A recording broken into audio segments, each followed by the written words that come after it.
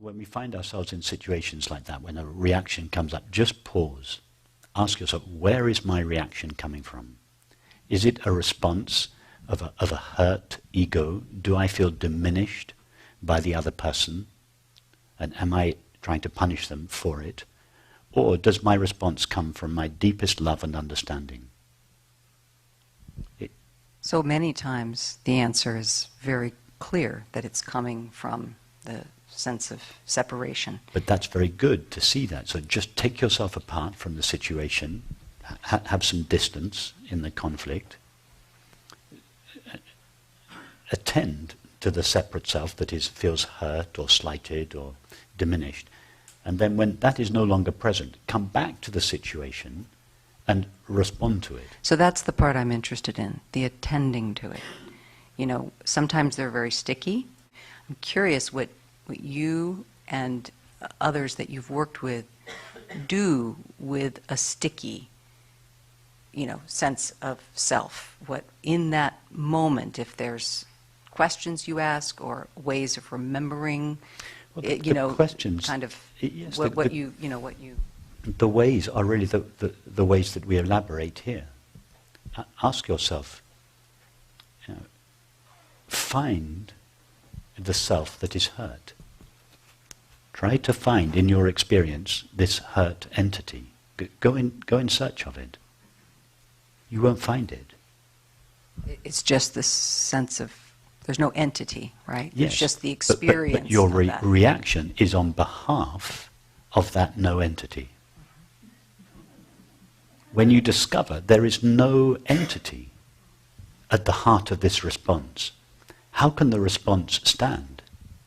The response stands precisely because we believe and feel there is an entity called I at its heart. If you then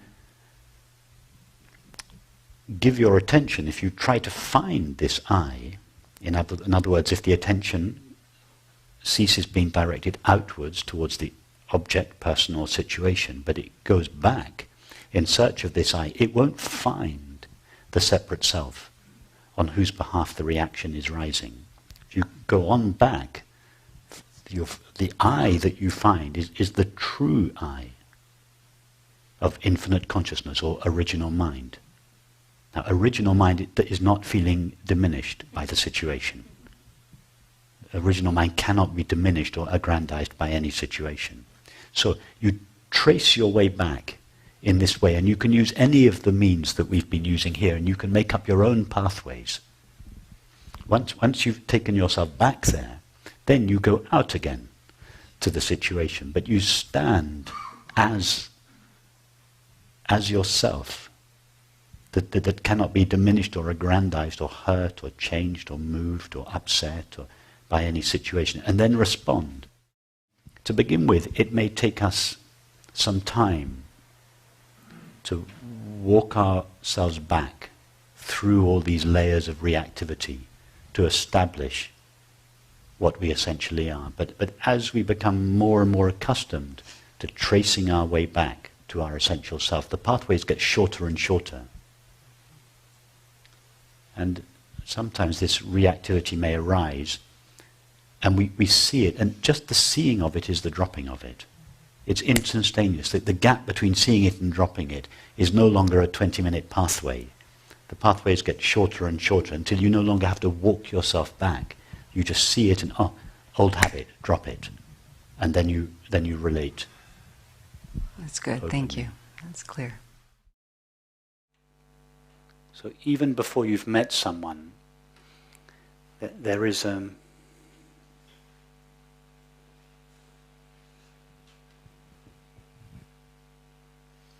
deep feeling, even before it is rationalized in the mind, that this person that you're about to engage with is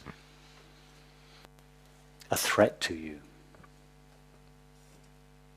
And therefore, you go to the meeting, to the conversation, feeling that you have to protect yourself.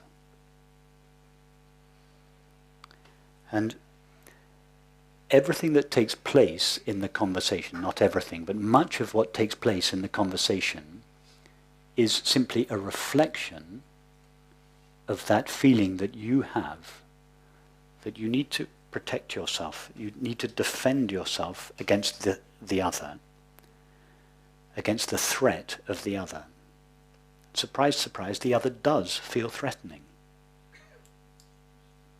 Not because they really are threatening, it's because you have brought an attitude of defense to the relationship. And the other is simply appearing in conformity with your underlying feeling. So why do we have this underlying feeling that others are a threat to us? It is because we have an even deeper feeling that we are something that is objective, that can be destroyed, that can be threatened, that can either be diminished in relationship or aggrandized in relationship. And therefore we enter into relationships either seeking to aggrandize ourselves through the relationship or to protect ourselves from being diminished. But in both these two movements, trying to aggrandize oneself through relationship or to protect oneself from being diminished, are really the same movement. And that is, it's a way that the separate self perpetuates itself. So at the heart of this feeling that you need to protect yourself against the hostile other is the belief that what you are is something small and limited and fragile, and that can be so easily hurt or upset or abused or mistreated, or you're none of those things.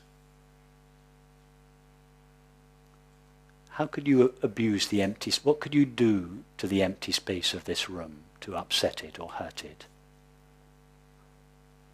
What could the character in the movie do to the screen, to upset the screen? I mean, does the screen mind if the couple split up? Or who wins the match? Or no, it's totally open to whatever happens. It has nothing to defend, because what it is not an object. Only an object can be defended or aggrandized. The place to attend to this situation in your life is not with the other people, as you well know from your mother, and it doesn't work. The place to attend to it is in yourself. And the most direct and effective way of dealing with it is to go in straight to what you essentially are and discover that. Don't spend time improving what you are not. Your body, your mind, all these, that will follow suit. Your relationships will clear up as a byproduct of this understanding. Discover what you are. And when I say discover, I don't mean think about it and talk about it. I mean really go in your experience until it dawns on you, yes, I am obviously this openness, this wide openness in which all experience takes place. And it's not an inert openness, it's a knowing openness in which my thoughts arise, in which the image of my mother arises, in which the sound of my next door neighbor arises. I am just this totally allowing openness that has no opinion about anything, that has no likes or dislikes, that no preferences, no agenda, nothing to gain from a relationship, nothing to lose from a relationship. Find that. So it's the problem is the likes and the dislikes. The problem is? The likes and the dislikes. Whose likes and dislikes? Who are you talking about? Me. No, you, this openness. Yeah. Does the space in this room, as each of us comes through the door, does the space, oh, I don't like her earrings, and no, I don't like his shirt, and no, oh yes, she's nice, she can come in, but no, I don't like the look of him. Is the space doing that? No.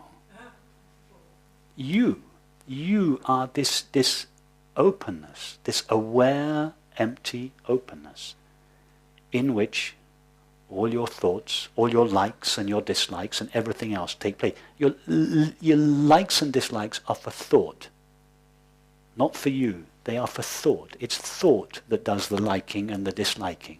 It's not you. Leave your thoughts alone. Don't pay attention to your thoughts. Give yourself your attention. See if you find any likes and dislikes there, or whether yourself is just wide open to experience as it is, unconditionally open. That's the thing to find in yourself. It's not a thing, obviously, and you don't find it in yourself. It is yourself. It's to know yourself as that. And I don't mean in some kind of vague I mean literally as concrete as these things seem to be. It's that concrete. Yes, I am that which knows my experience, which knows my thoughts, but is not itself a thought, that knows my feelings, but is not itself a feeling, that knows my sensations and perceptions, but is not itself a sensation or perception. In other words, I am just knowing, pure sensitivity, pure openness.